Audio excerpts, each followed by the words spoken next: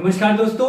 तो आज के इस वीडियो लेक्चर में हम लोग बात करने वाले हैं इंटरनली जनरेटेड सिग्नल्स के बारे में। यानी कि पिछले लेक्चर में मैंने बात की थी माइक्रो प्रोसेसर का एक बेसिक मैंने इंट्रोडक्शन वहां पर दिया था।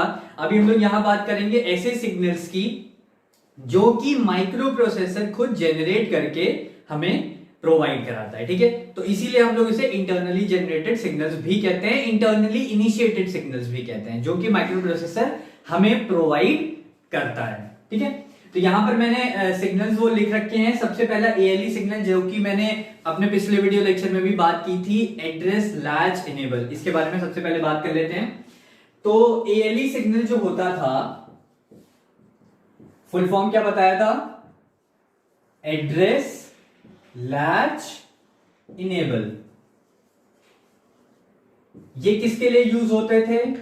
AD0 से लेकर AD7 तक। इन एड्रेस लाइंस को मैंने क्या बताया था? मल्टीप्लेक्स लाइंस हैं। मल्टीप्लेक्स लाइन क्यों है?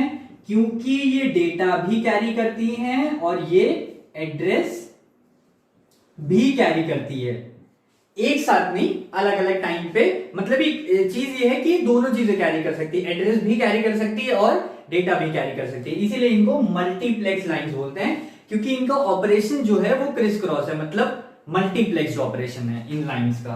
ठीक है, बाकी एड्रेस लाइंस जो होती थी वो होती थी हमारी A8 से लेकर A15 तक। ये नॉर्मल एड्रेस लाइंस है, ये सिर्फ एड्रेस कैरी करती थी। AD0 से लेकर AD7 जो थी ये हमारी मल्टीप्लेक्स लाइन कहलाती थी। क्यों? क्योंकि ये डेटा भी कैरी करती है, एड्रेस भी कैरी करती हैं। तो इसी में मैंने बताया था एक सिग्नल था जो हमको ये बताएगा कि ये जो लाइंस हैं इनमें उस टाइम, उस ऑपरेशन के दौरान डेटा जा रहा है कि एड्रेस जा रहा है। तो वो कौन सा सिग्नल होता है? ALE signal, address latch enable signal. ठीक है, नॉर्मल सिग्नल है ये। तो यहां पर हम लोग ये बोलेंगे कि अगर ALE हाई होगा, ठीक है, तो उस समय इसमें क्या जा रहा होगा? एड्रेस जा रहा होगा। ठीक है, और जब ALE हमारा लो होगा तो इसमें क्या जा रहा होगा? डेटा जा रहा होगा। सिंपल सा एक्सप्लेनेशन है, कोई दिक्कत नहीं होनी चाहिए। ALE सिग्नल जब हमारा हाई होगा तो इसमें एड्रेस जा रहा होगा। ठीक है, और ALE जब लो होगा तो इसमें क्या जा रहा होगा? डेटा जा रहा होगा। ठीक है, सिंपल। अभी दूसरे वाले सिग्नल पे आ जाते हैं। दूसरा वाले सिग्नल कौन सा है? कंट्रोल सिग्नल है। कंट्रोल सिग्नल में मैंने दो सिग्नल्स बाइफरकेट कर रखे हैं, एक है RD बार और एक है WR बार। RD बार और WR बार क्या है? थोड़ा सा नाम से आइडिया आ रहा होगा। ये रीड का है, ये रीड ऑपरेशन के बारे में बताता है और ये राइट ऑपरेशन के बारे में बताता है। यानी कि जिस टाइम पे रीड ऑपरेशन हो रहा होगा उस टाइम पे RD सिग्नल हमारा अब लो होगा। क्यों? एक्टिव लो है, बार लगा हुआ है। एक्टिव लो का क्या मतलब है? जब ये सिग्नल लो होगा तभी ये ऑपरेशन एक्टिव होगा। यानी कि RD बार जब 0 होगा तो हमारा कौन सा ऑपरेशन हो रहा होगा? रीड ऑपरेशन हो रहा होगा। और अगर हमारा WR बार 0 होगा तो कौन सा ऑपरेशन हो रहा होगा? राइट ऑपरेशन हो रहा होगा। 0 की बात क्यों कर रहे हैं? क्योंकि ये एक्टिव लो है, ध्यान रखिएगा। ठीक है, रीड ऑपरेशन हो रहा होगा तो RD बार 0 होगा, राइट ऑपरेशन हो रहा होगा तो WR बार 0 होगा। ठीक, कंट्रोल सिग्नल हो गए। अभी स्टेटस सिग्नल पे आ जाते हैं। स्टेटस सिग्नल क्या है? बेसिकली स्टेटस बताते हैं किन दो चीजों का। दो सिग्नल्स में ये चीजें डिवाइडेड है। पहला सिग्नल क्या कहता है? IO/M बार। IO/M बार का मतलब है या तो इनपुट आउटपुट, ठीक है, हमारे एक टाइम पे क्या काम कर रहा होगा, या तो इनपुट डिवाइसेस या तो आउटपुट डिवाइसेस, और दूसरा केस क्या है? मेमोरी। मेमोरी से काम हो रहा होगा या इनपुट और आउटपुट डिवाइसेस इन्वॉल्व होंगे हमारे किसी भी ऑपरेशन में। तो उस समय हम बात करेंगे इस वाले सिग्नल को हाई लो देखते हुए। अब मान लीजिए यहां पर दोनों सिग्नल दिखा रखे हैं, तो मान लीजिए ये वाला जो सिग्नल है ये अगर 0 होगा, ठीक है, लो होगा, तो यहां पर हमारी कौन सी चीज एक्टिव हो जाएगी? ये वाला सिग्नल आपको एक्टिव दिख रहा है, M बार एक्टिव लो। यानी कि जब ये लो होगा तो कौन सा पार्ट एक्टिव हो जाएगा? मेमोरी वाला। यानी कि उस टाइम पे मेमोरी का इन्वॉल्वमेंट है। यहां पर कहीं मैं लिख देता हूं कि IOM बार जब 0 है, ठीक है, तो किसका इन्वॉल्वमेंट होगा? मेमोरी का। किसका इन्वॉल्वमेंट होगा? मेमोरी का। अब IOM बार जब 1 होगा तो किसका इन्वॉल्वमेंट होगा? इनपुट या आउटपुट डिवाइसेस का।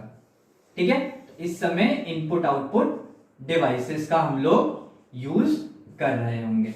ठीक है, इसमें कोई दिक्कत नहीं है। अभी आता है S0 और S1।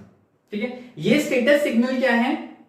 ये बेसिकली हमें ये बताते हैं कि उस समय रीडिंग का ऑपरेशन हो रहा है कि राइटिंग का ऑपरेशन हो रहा है। ठीक है, यहां पर मैंने ये लिख रखे हैं, ये वाले पॉइंट्स।